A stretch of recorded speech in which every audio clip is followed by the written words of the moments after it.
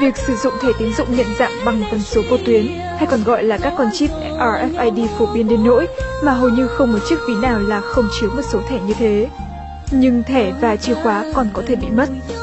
Công ty công nghệ và thị trường New Fusion của Bỉ cho rằng chúng ta sẽ bảo vệ dữ liệu của mình tốt hơn và tránh bị mất thẻ hay chìa khóa nếu chúng ta mang dữ liệu nhận dạng bên dưới lớp da của mình. Tôi không nói là mỗi người nên có một con chip, nhưng sẽ lý tưởng nếu bạn có thể mở khóa mọi thứ chỉ với một chiếc thẻ hoặc một chiếc vòng tay hay một chiếc nhẫn. Đó chính là mục đích của chúng tôi. Ông Nis cùng với 7 nhân viên đã tình nguyện chơi cấy một ống nhỏ chứa con chip RFID dưới lớp da mềm giữa ngón cái và ngón trỏ. Bây giờ họ không cần chìa khóa khi vào văn phòng. Ông Nis nói, dữ liệu nhận dạng tuyệt đối an toàn. Trạng này thì mới đây một trung tâm văn phòng tại Thụy Điển đã nghĩ ra một cách hết sức độc đáo, đó là thay thế những chiếc thẻ bằng việc là cấy trực tiếp con chip vào dưới da. Phóng viên đài BBC của Anh, Rory Stella-Jones đã quyết định cấy một con chip nhỏ bằng hạt gạo lên bàn tay của mình để trải nghiệm một công nghệ khá mới này. Hơi đau một tí, nhưng kiểu bạn đang định tìm thôi. Tôi cũng đang rất tò mò về hoạt động của con chip này. Chào anh muốn vào văn phòng à? Để anh có sử dụng con chip không? Đây, tôi đã cấy một con chip. Tôi không phải là người duy nhất tích hợp công nghệ vào cơ thể mình. Tôi đơn giản chỉ cần đặt tay ở đây mà không cần phải thẻ quẹt hay mật khẩu. Các dữ liệu khác cài vào chip chẳng hạn như danh thiếp, các số liên lạc hay danh sách các thông tin âm nhạc hay phim ảnh đã truy cập có thể sao chép dễ dàng sang một chiếc điện thoại thông minh hay các thiết bị khác. Nhưng ký hiệu nhận dạng độc nhất này chỉ được trao đổi giữa các trang mật. Công ty New Fusion hy vọng rằng nhiều người sẽ thấy được lợi ích của việc cấy chip điện tử này, nhưng một số người tỏ ra chưa mấy tin tưởng. Khi bạn xây nhà thật không sáng suốt khi cài đặt tất cả các công nghệ tiên tiến nhất trong tường hay dưới đất, vì sau 3 năm công nghệ sẽ bị quá đắt.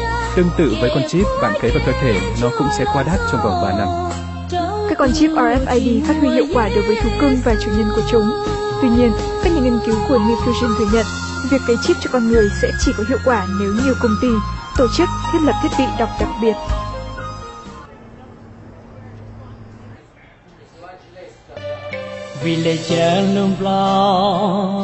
Một công ty tại bang Wisconsin vừa trở thành công ty đầu tiên ở Hoa Kỳ gắn microchip cho nhân viên. Theo đài BBC News, công ty Three Square Market đề nghị gắn miễn phí chip nhận diện bằng sóng vô tuyến, còn được biết đến là RFID, vào tay nhân viên. Con chip nhỏ trị giá $300 sẽ cho phép họ mở cửa, đăng nhập vào máy điện toán và ngay cả mua thực phẩm. Tính đến nay, đã có 50 nhân viên ghi danh gắn con chip này vào tay.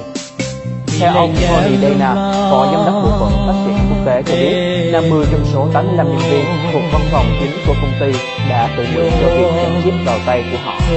Khi được hỏi họ có bị theo dõi không, thì ông Dana giải thích rằng con chip này chỉ là một thẻ tín dụng, không có chức năng dò tìm của GPS. Ông Dana hy vọng rằng con chip rồi đây sẽ thay thế mọi thứ quý vị có trong ví tiền. Trước mắt, nó được dùng với mục đích đơn giản hóa sinh hoạt trong các cơ sở của supermarket mà thôi. Cũng theo ông Dana, con chip chỉ mất 2 giây bằng cách dùng thông tin, còn lấy ra thì những khi ta lấy gai hoặc dầm.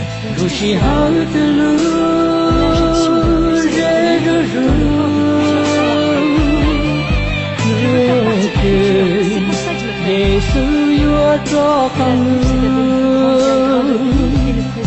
chào ó chung ba tên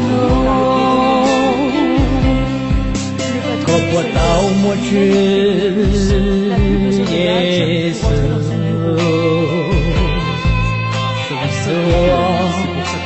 có tôi chơi phàm cầu giờ chỉ tao muốn khó luôn chuyện Giêsu Hallelujah bang tao có